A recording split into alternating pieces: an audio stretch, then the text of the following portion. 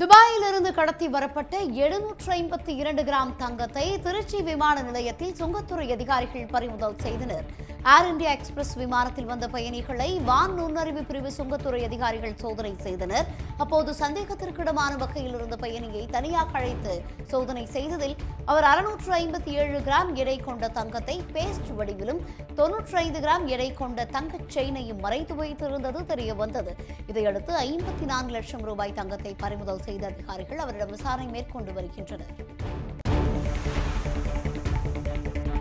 புதுக்கோட்டை மாவட்ட ஆட்சியர் அலுவலகம் அருகே உள்ள கடையில் தேநீர் அருந்திய 7 இளைஞர்கள் ஒவ்வாமை ஏற்பட்டு அரசு மருத்துவமனையில் அனுமதிக்கப்பட்டனர். அந்த பகுதியில் கடைகள் நடத்தி வரும் 7 இளைஞர்கள் பார்சல் தேநீர் வாங்கி அருந்திய போது புளித்து போய் இருந்ததாக தெரிகிறது. இது பற்றி கேட்டபோது கடையில் இருந்த நபர்கள் முறையாக பதில் கூறவில்லை. இந்நிலையில் கடையில் இருந்த தண்ணீர் டிரம்மில் எலிசத்து மிதந்திருப்பதை பார்த்து அவர்கள் அதிர்ச்சி அடைந்தனர். பிறகு அவர்களுக்கு ஒவ்வாமை ஏற்பட்டு புதுக்கோட்டை அரசு மருத்துவக் கல்லூரி மருத்துவமனையில் அனுமதிக்கப்பட்டனர். இதனையடுத்து சம்பந்தப்பட்ட தேநீர் கடைக்கு உணவு பாதுகாப்புத்துறை அதிகாரிகள் சீல் வைத்தனர். டீ ரொம்ப இது மாதிரி டேஸ்ட்டாக இல்லாமல் இந்த பேர்ட்ஸ் ஸ்மெல் அடிக்குது, நீங்கள் என்னென்னு பாருங்கன்னு சொல்லிட்டு நாங்கள் இட்டு திரும்பி பார்க்கல பேரலுக்குள்ளே எலி செத்து கிடந்துச்சு.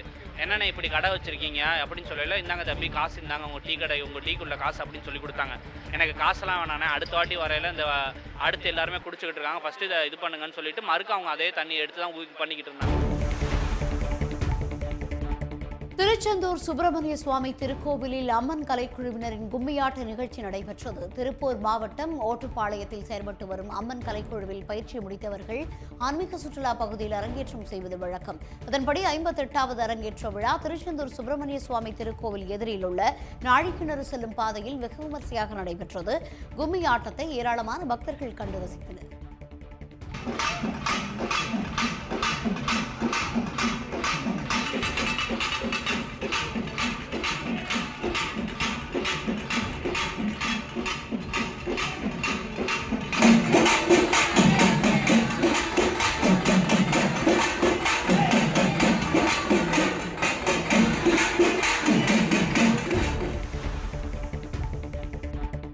தமிழ்நாட்டிற்கு இந்த ஆண்டு சுற்றுலா பயணிகள் வருகை அதிகரித்திருப்பதாக சுற்றுலாத்துறை அமைச்சர் ராமச்சந்திரன் தெரிவித்திருக்கிறார்.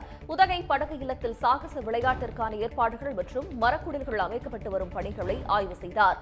பிறகு செய்தியாளர்கள் மத்தியில் பேசிய அமைச்சர் ராமச்சந்திரன், கடந்த ஆண்டுகளை காட்டிலும் இவ்வாண்டு 32 கோடி பேர் தமிழ்நாட்டிற்கு சுற்றுலா வந்திருப்பதாக கூறினார். 40 கோடி ரூபாய் செலவில் சுற்றுலா வளர்ச்சிப் பணிகள் மேற்கொள்ளப்பட்டு வருவதாக தெரிவித்தார். ஒன்றிய அரசிடம் சுற்றுலா வளர்ச்சிக்காக 160 கோடி ரூபாய் கேட்கப்பட்டிருப்பதால் அந்த நிதி கிடைத்ததும் மேலும் பல வளர்ச்சிப் பணிகள் மேற்கொள்ளப்படும் என்றார். நம்ம ஹோட்டல் எல்லாம் இருக்கு. ஹோட்டலில் அந்த ஹோட்டல் பாறைகள் எல்லாம் போய் பழையப்படியில் எல்லாமே டெவலப் பண்ணியிருக்கோம், பார்த்துருக்கீங்க.